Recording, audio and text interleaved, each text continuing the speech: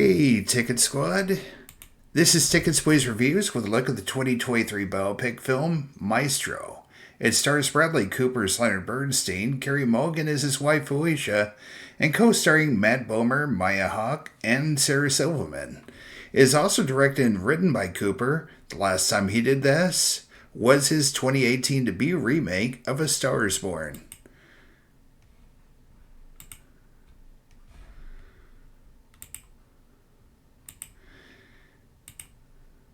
The plot.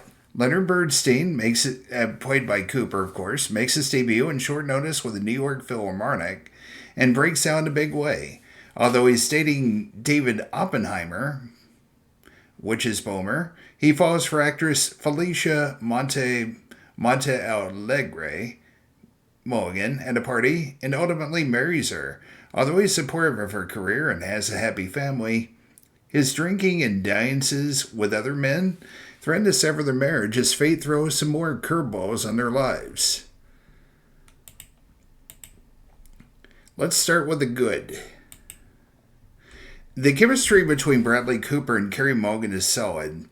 It's not quite off the charts like it was with him and Lady Gaga in A Star is Born, but you do buy them as a couple thanks to it. Cooper seems to have flashes of showing some style as a director. For example, there's a shot of Felicia being minimized and overshadowed by Leonard as he conducts. And then there's a sequence using light early in the film as Leonard and Felicia mess around on stage. He also has moments where he does the same thing to music. There's a scene as Felicia and Leonard are watching a performance of Mass. While she's watching, she can't help but to see that he has his eyes on his latest boyfriend. Mulligan is able to handle the heavier material in the film's second half. And also, I do want to point out that thanks to a lot of the film being shot, thanks to a pretty solid pace, it doesn't feel like you're going to be very bored with it. Now let's talk about the not-so-good things here. I kind of do wish that Cooper let somebody else handle the script in this one. Inexplicably, it got itself an Oscar nomination for a screenplay featuring not one but two information dumps. And considering the budget of the film that Netflix provided, at $80 million, by the way, they could have shown more of his accomplishments in the film.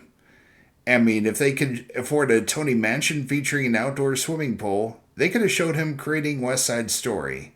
While I think of it, I feel like a Wikipedia article about Bernstein was more informative.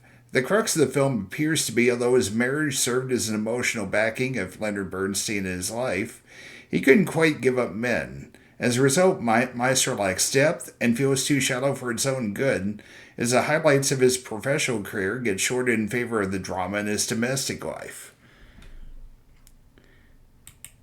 The bottom line is, I wanted to like this.